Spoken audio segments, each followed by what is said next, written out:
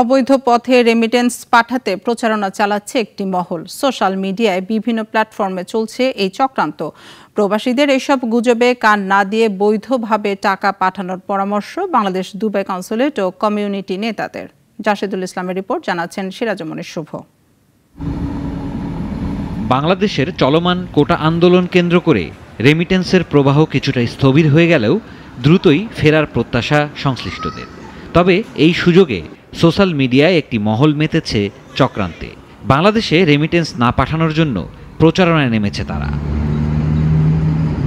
এ ব্যাপারে বাংলাদেশ কনস্যুলেটের consul general BM Jamal Hossain জানান, হুন্ডির মাধ্যমে অর্থ প্রেরণ ধর্মীয়ভাবে হারাম।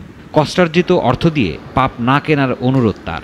কষ্টার্জিত অর্থ দিয়ে পাপ কেনার কোনো অর্থ হয় না।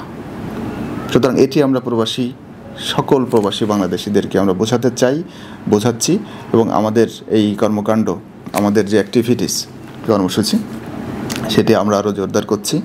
দেশের বিরুদ্ধে এই ধরনের প্রচারণাকে আত্মঘাতী সিদ্ধান্ত বলছেন প্রবাসীরা। আমরা প্রবাসীরা আছি যে অনুরোধ করা হচ্ছে রেমিটেন্স না পাঠানোর জন্য, এটা আসলে আমাদের জন্য অত্যন্ত দুঃখের বিষয়। একজন সুনাগরিক হিসেবে আমার দেশে আমি রেমিটেন্সই পাঠাবো, আমি হুন্ডি দিয়ে পাঠাবো না। দেশটা যে এগিয়ে গেছে, এর দ্বারা অব্যাহত রাখতে আমাদের সবার এগিয়ে আসা উচিত। শুধু রেমিটেন্স নিয়েই নয়, বাংলাদেশের এয়ারপোর্ট, ইমিগ্রেশন ও শুল্ক বিভাগ নিয়েও ভুয়া প্রচারণা চালানো হচ্ছে বিভিন্ন সোশ্যাল মিডিয়ায়। সিরাজুমনির শুভ, নাগরিক। একমাত্র ওয়ালটন এসি দিচ্ছে 1 বছরের রিপ্লেসমেন্ট গ্যারান্টি।